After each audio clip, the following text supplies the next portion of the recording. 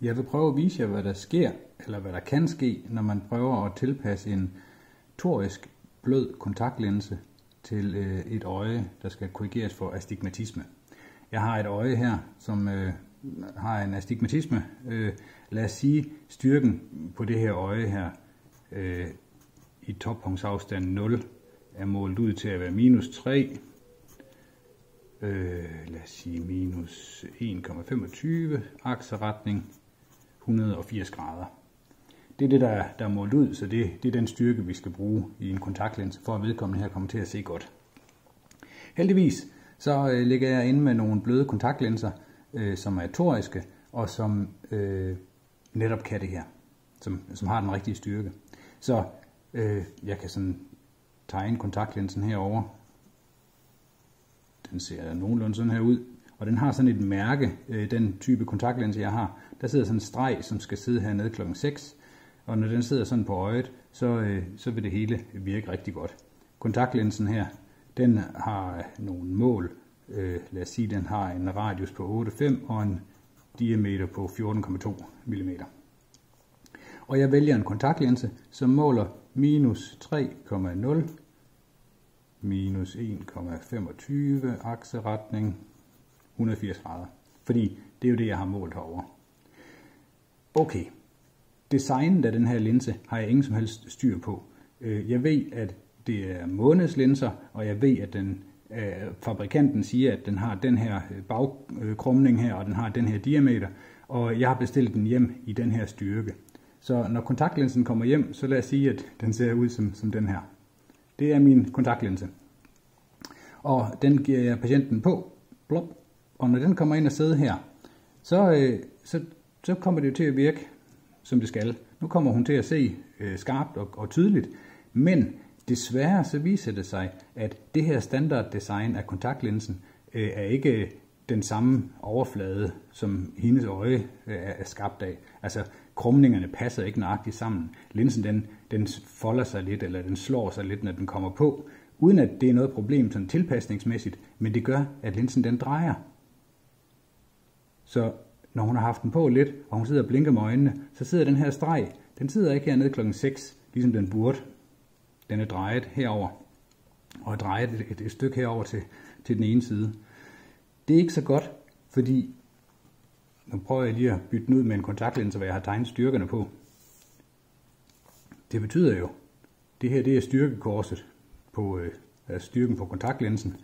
Vi ved, den styrke, som vi var ude efter, skal hedde minus 3 her langs de 180 grader, og minus 4,25 vinkelret derpå. Så det er den styrke, jeg har bestilt hjem til hende i kontaktlinse. Når hun får den på, så forventede jeg, at den sad sådan her, men i virkeligheden, så drejer den. Og den kommer til at sidde sådan her. Så den akseretning, hun har fået nu i styrke her, den passer jo ikke længere. Det skulle have været 180 grader, men nu er den drejet op efter her. Den er i hvert fald roteret på en anden facon. Og så meget som den er drejet her, det kan jeg måle med spaltelampen. Det var her, jeg ville have haft den, og den sidder herover.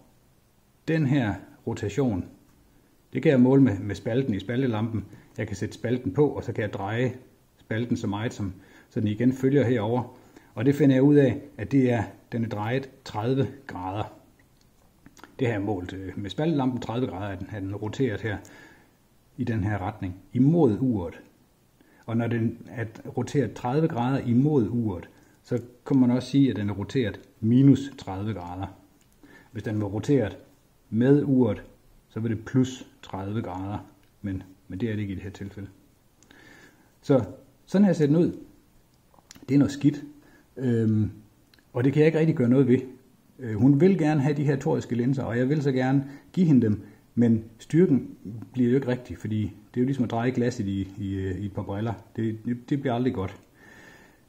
Så ja, jeg har ikke styr på designet af linsen, men jeg har styr på styrken. Det er mig, der bestemmer, hvilken styrke der skal være i kontaktlinsen. Når jeg nu selv kan bestemme, hvilken styrke der skal være i kontaktlinsen, kunne jeg så ikke bare sørge for, at det her styrkekors, det blev drejet? Det kunne jeg faktisk godt. Altså selve designet af linsen, måden den krummer på og størrelsen osv., har jeg ingen indflydelse på. Men hvordan aksen skal være her, det må jeg jo bestemme. Det kan jeg jo bestemme med hensyn til min styrke heroppe.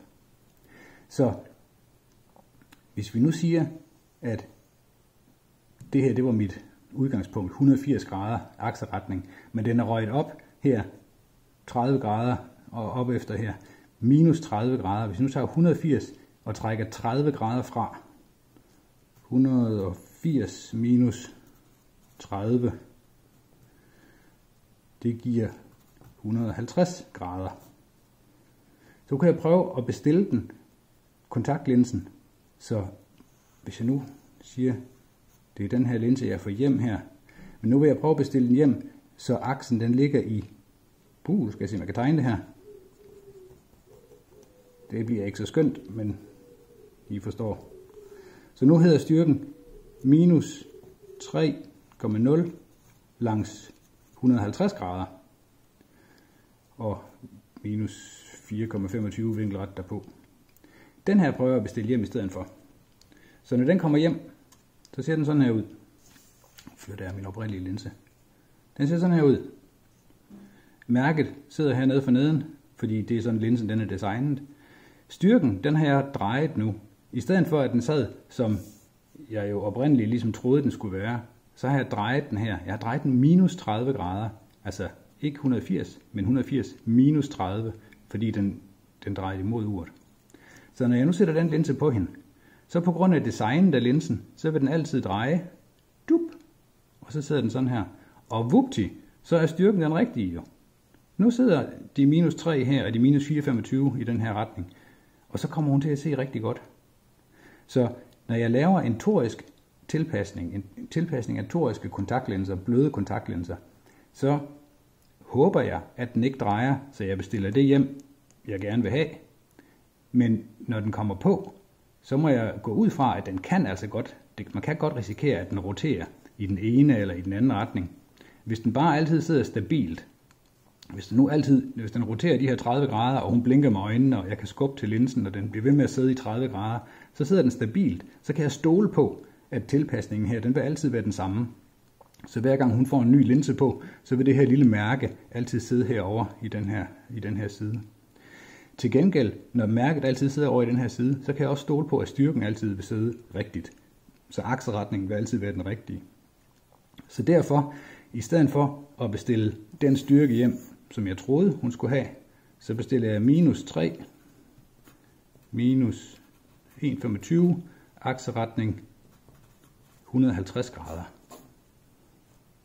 Det der, det er hendes kontaktlinse. Den kommer til at se sådan her ud. Styrkekorset, kan I se, det ser ud, som det skal. Men når hun får den på, så får hun styrken til at sidde rigtigt. Og så bliver hun glad, og jeg bliver glad, og alle bliver glade. Sådan tilpasser man toriske kontaktlinser.